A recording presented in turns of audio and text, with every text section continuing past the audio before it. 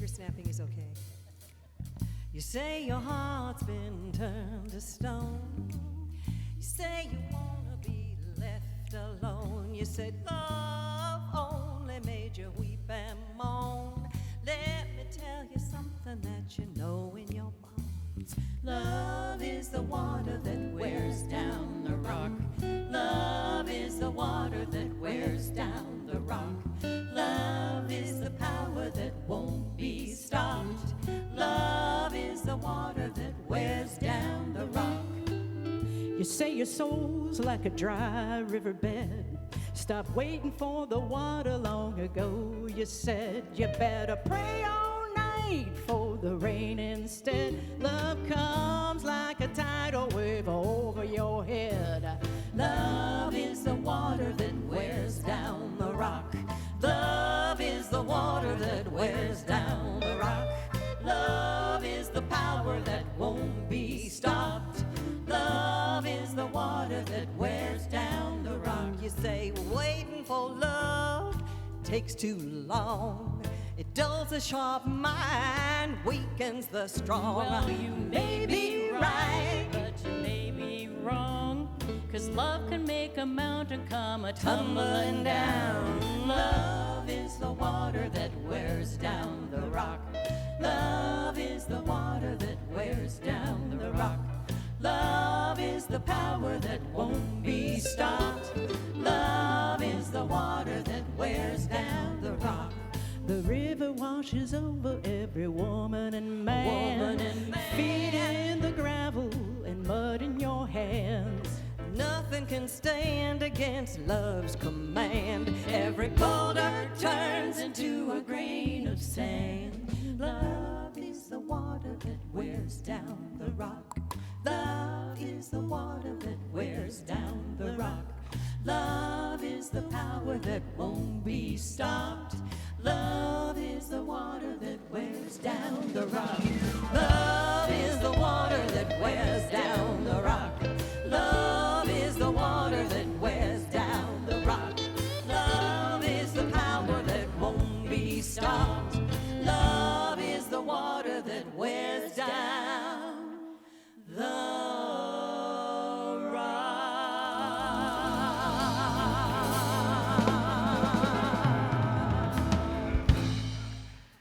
Well, let's go back to Buddha. I'm not going to talk anymore about this particular book, but I got started reading it. I'm so in love with it. I think I'll create a class or invite one of the other ministers or practitioners to create a class on this. Buddha is as Buddha does. Absolutely fabulous. The reason I'm not going to go into this more is because when I was meditating or just saying, okay, so what am I to say? Having spent the week studying Buddhism, there's so much. What am I to say? And the thing that I am to talk about is mindfulness. How many of you heard of mindfulness? People talk about it when they talk about meditation or Buddhism. It's mindfulness. It's a word you can toss around in public now. It's an okay word, mindfulness. And there's many definitions for mindfulness, but I'm going to give you my definition of mindfulness because I'm going to talk about my definition because I think it's really important. My definition is knowing what your mind is full of. Mindfulness. Mind that fullness. What's in your mind? Especially if it's causing you to suffer. There are two ways to find out what's in your mind or practice mindfulness. One that you've heard of. Let's take a deep breath. It's going to be okay. It's meditation. Yay! So let's take a deep breath in. Meditation. Let's say it again. Meditation. Doesn't that feel good? I don't know about you, but it was hard to get into the groove of meditation. I have a very, what my mind was full of is busyness and thoughts. And my mind can play wonderful tricks as soon as I start to become still, because meditation has a connotation of some sort of stillness to it. As soon as I become still, I start thinking. And my mind becomes full of thoughts. And so it's thoughts like, I should really clean the kitchen. How many of you get that? As soon as you start to become, mindful, you have chores. And if I can't be seduced off of my prayer chair with chores, I'll be seduced off my prayer chair with creative ideas. Wouldn't you love to do this? Yes. I feel like the Buddha. The Buddha was tempted 3 times, just as Jesus was. This is amazing. So he sits down on the ground underneath the tree and he says, I'm not moving until I know the answer to world suffering. And as soon as he says that, temptations start to show up. Oh, wouldn't you like this? Wouldn't you like that? How about these? So the same with your mind. If you try to meditate and you are tempted to leave the meditation, you are in the same rarefied realm as Buddha and Jesus. Aren't you? Isn't this cool?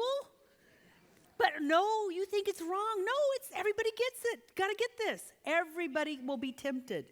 Because the mind, which is what was tempting Jesus and Buddha, the mind will say, you don't really want to go there. You don't know what will happen if you become still. And what will happen if you become still is that you will start to discover what your mind is full of. Now, some of you will discover, because it's true, in the stillness you'll discover this, that there is something within you that is strong and light-filled and courageous. And then you'll also discover all those little thoughts that are scurrying around in the shadows so that they can't be known. Because if you know them and name them, you could change them. And so they go, keep the light out. Just keep it dark, and we're in control. It's what happens when you become mindful, when you meditate. Now, there's all sorts of wonderful benefits to meditation. I mean, just physiologically, there's benefits. There's schools now that have children meditate. They see how the children shift their behavior because of meditation. I went to my doctor, I don't know, maybe 2 or 3 years ago, and she's a naturopath. And I went in for my yearly exam, and she took my blood pressure, and she said, you've never had high blood pressure. You've got high blood pressure. I'm going to leave you for 15 minutes. You meditate, and I'll come back. What other doctor does that? So I meditated for 15 minutes. It was still high. It was lower, but still high. So we did some other things. No medication, but just other things to get my blood pressure down. It's never been high again. But it's just one of the things that will happen. It relieves anxiety. What was it the Buddha said? The Buddha said this. Now, this is what the Buddha is supposed to have said.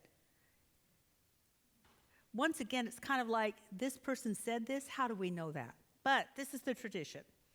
Buddha said, when asked, what has meditation done for you? He said, nothing. But I've lost anger, anxiety, depression, insecurity, fear of old age, and death. I haven't gained anything, but boy, I've lost a lot. So when we allow ourselves to be still, things will drop away unless it's time for them to be dissolved. I remember listening to a New Thought minister many years ago, must have been 35 years ago. And he said, in fact, I don't even think he was around. I think it's something that I wrote. I don't think he was still teaching, but I read a book. And his teaching was, you do not have to chase false beliefs. If you're still, they'll bubble up and stare you in the face. Now, the good news about meditating and running into those beliefs that are running you is that when you're in meditation, you're kind of already still and anxiety is dropped down. It's almost like having a hazmat suit on so that you can go in and face anything and it won't hurt you. Meditation is like, oh, okay, fine. There's a different quality to it. You have to try it out to understand it. But I know that when I'm meditating and I see the things that are in my mind, I have more resiliency to handle them. But when they come up and I'm not meditating, it can be embarrassing For instance, many years ago, quite a few years ago, because we hadn't even come to this property yet. We were still on Northgate. Who went to Northgate ever? So you remember the building. We were in the boardroom. I was in a board meeting. I remember where I was sitting. I remember seeing all the people around the table. This was so vivid in my mind that I can always recall it because it was one of those times when I had an awakening. Not a good one, but an awakening. And I was saying things, but I noticed that I was saying things to get my point across without seeming like I was getting my point across. So that I was kind of shaping things so they'd go the way I wanted them to go without seeming like I wanted them to go that way. Learned it from my mother. And my grandmother. It's what we did good. And and as I was doing that, this thought came, like it hit me, like if you'd been hit in the gut. And I almost lost my breath. And the thought was, I'm a controller.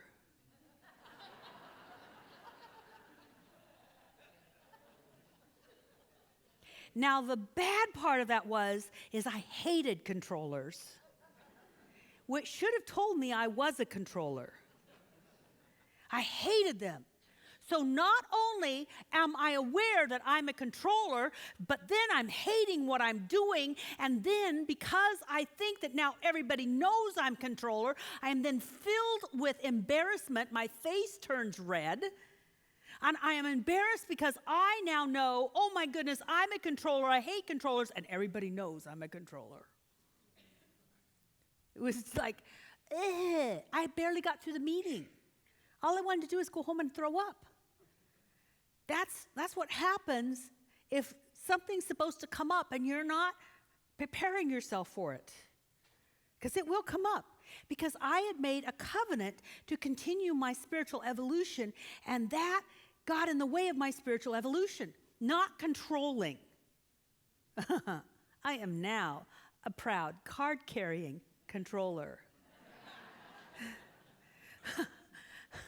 I'm just not embarrassed. There's a difference. Own who you are. Who you are is okay. But if I know I'm a controller, I can control when I need to control. And I no longer blame people who own that power. I don't hate them anymore. In fact, I love controllers. Because if someone's controlling, I can relax and my controller can go on a vacation. But somebody's got to be in charge. You see, if you own who you are, then there isn't a fight. So what I became mindful of is that I was having an inner war. That's why I was sneaky in doing things. That's why I was passive aggressive. Because I was something and hated what I was. That's what I became mindful of. The more you meditate, the more you allow yourself to just be still with you, without an agenda, the more that just comes up. And you may not do it in front of a bunch of people.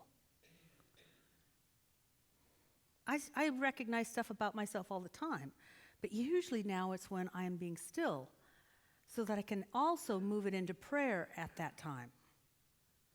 I'm not busy doing something else. So meditation allows you to become mindful.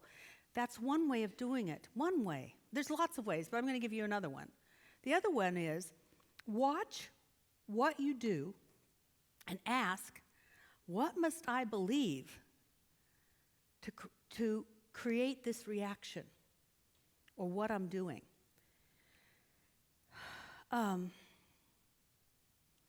If I was going to do this series again, I would have put this talk first and then Ernest Holmes, what I did last week, because I talked about how to take a thought and change the thought, and that's one of the big teachings of Ernest Holmes.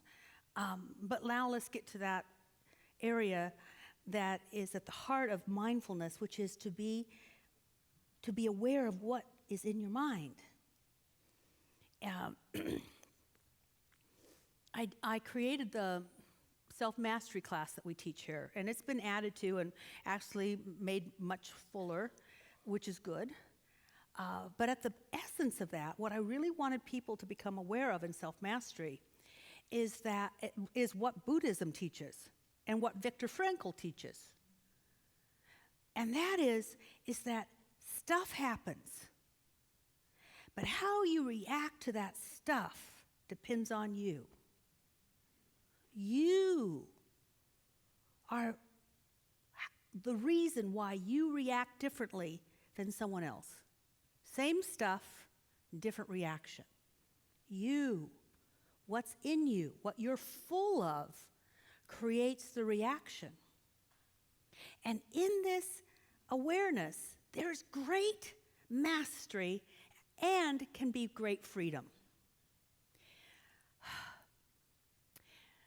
That's what the Buddha was trying to teach when he said stuff happens, suffering is optional. In the self-mastery class, I call this the gap. And the more you meditate, and this is another reason to meditate, the more you meditate, the larger this gap gets.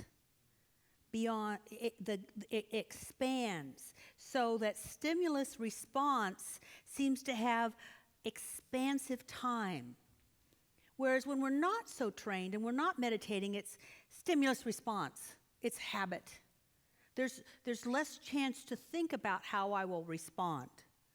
So the more I meditate, the more I can have a stimulus and think one thing and go, nah, I don't think I'll do that. There's just freedom. I don't have to do the knee-jerk that I used to do. So if it works, and I don't like meditation. You know, out of the 5 or 6 spiritual practices, it would be my lowest. I mean, really. Really. I used to take those surveys, like what kind of spiritual practice do you do? There was 2 that I didn't like. Meditation and blessing the food. It's like, what? Let me eat. I came from an agnostic atheist family, and we were hungry, and you put the food in front of me, and I just want to eat it. I don't want to go, oh, I just want to eat it.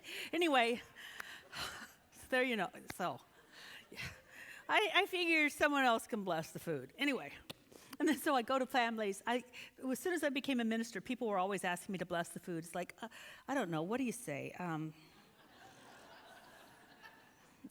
Anyway, now you know everything. You know my darkest secret. So meditation's not easy. It's not my first pick, but man, it's beneficial.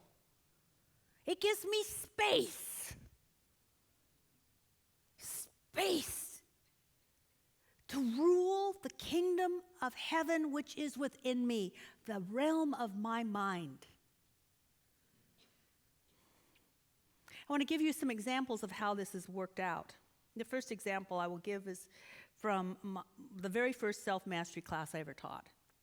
The very first self-mastery class was sort of a test.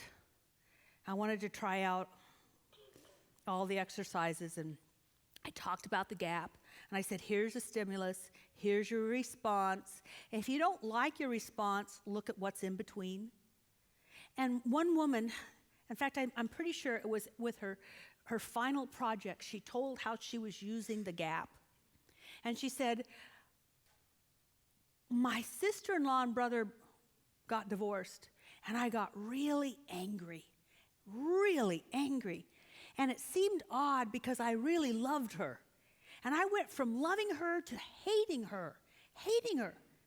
And I looked inside. I did what you said, and I looked inside to see, why did I go from love to hate? And I didn't like what I saw, because what I saw was she got divorced. She was willing to consider it. And I'm not happy in my marriage, but I don't give myself permission to consider it. And I hate myself. so I hate her.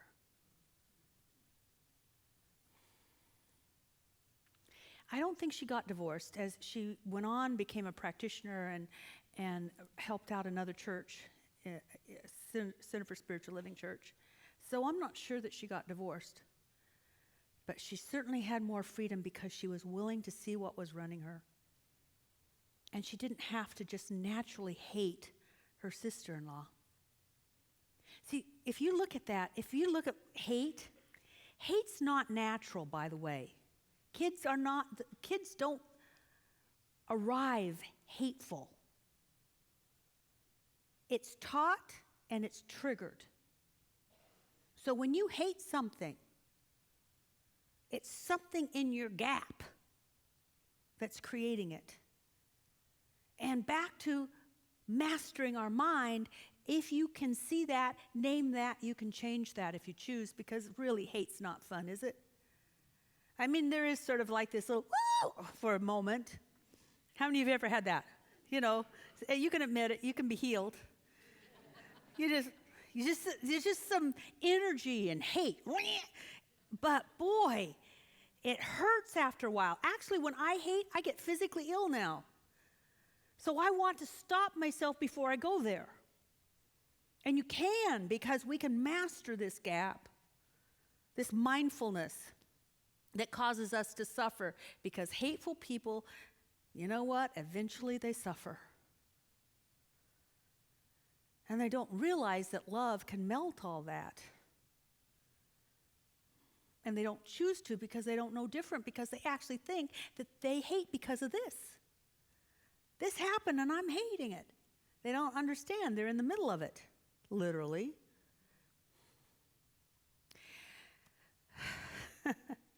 I could give you so many more illustrations. The last one I had was, I looked at why I was not willing to do something that I made a commitment to at the intentions retreat. At the intentions retreat, I made a commitment out loud and to some other people that I was going to look around for some place to show my artwork. And I really need to show my artwork because I am compulsively creating more and more and more. And the house is kind of full. And especially most of it, Tim would just as soon see go bye-bye because he doesn't like religious art. Weird.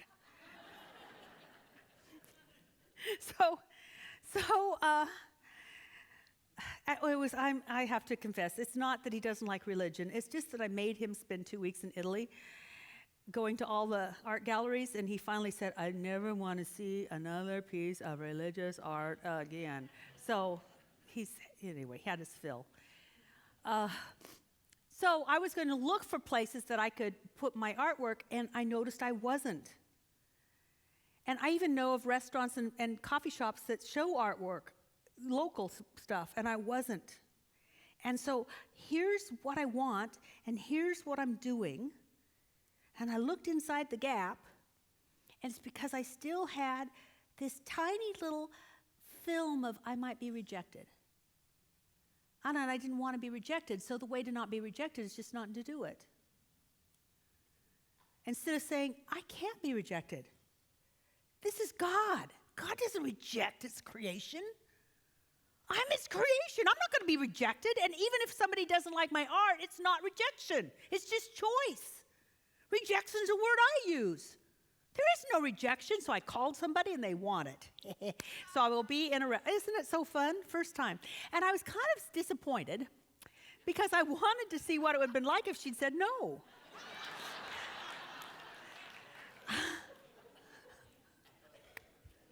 So I'll just keep calling. Instead of looking for the yes, I'll look for the no.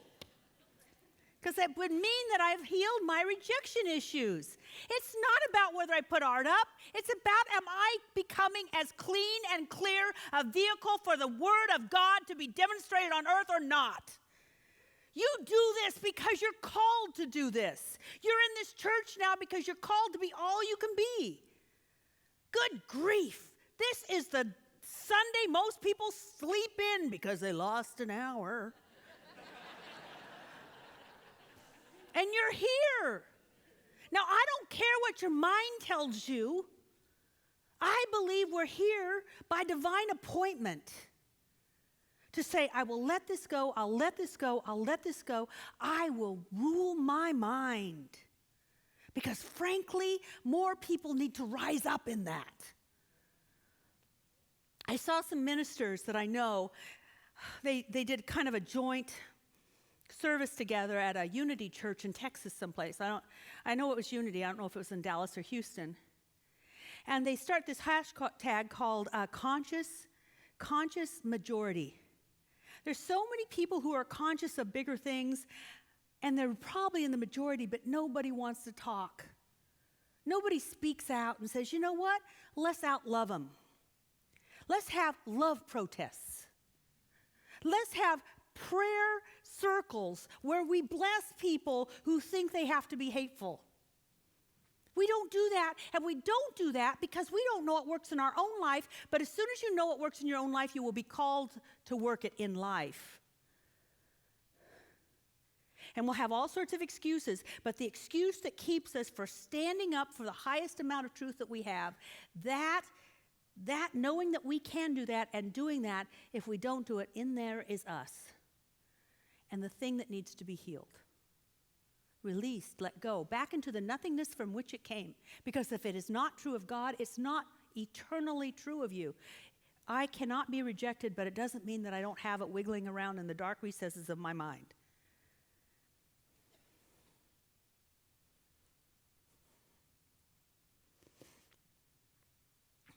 And I was looking at this first service, and I thought, why don't more people, in fact, even myself, I don't say the things I believe even around my family. Now, it's not appropriate for me to say what I believe in church, but it's very appropriate for me to say what I believe around my family, and I don't. And I looked at why, and I realized I'm already kind of known as being pushy, and and don't want to be pushy. But that's just a label. I bet there's a whole lot of spiritual people in this room who don't want to seem pushy. The Board of Trustees and the staff took a half day to look at why we don't promote ourselves more. Individually and and individually and collectively, to let people know about this kind of church available or center available to people. And you know what the word was? We didn't want to sell. Sell sounded bad. Well, what's that say? How are you in here? How am I in there? Because letting people know what works and then telling people what works in the gap is what your mind is full of. What's the mind full of? The good news is we're not stuck with what it's full of. And as soon as we know what we're full of, we can change what we're full of. We can be full of it some other way. Isn't that fun? I just had to get that in there. The Buddha said this: believe nothing, no matter where you read it or who said it, no matter if I have said it. Believe it not unless it agrees with your own reason and your own common sense. So if anything has made sense to you, then accept it. If it hasn't made sense to you, then just know that it was an hour well spent with some great music. But let's do two things. Let's be still and know that we can be instructed by our higher wisdom self. And in that agreement to be still, let your higher wisdom self reveal to you two things. How is it, ask yourself, how is it that I can become more mindful?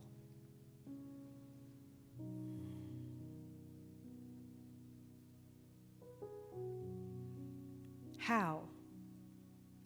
How can I master my mind to end my suffering?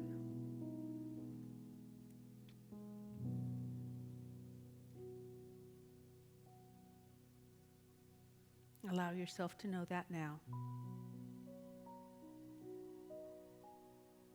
Be mindful of God's love intelligence right where you are. That life that is everywhere present, revealing whatever we ask for. And knowing that we're one with that mind intelligence, that loving presence, that eternal life, knowing we're one with that, we become the master of our mind. We become the master of our thoughts.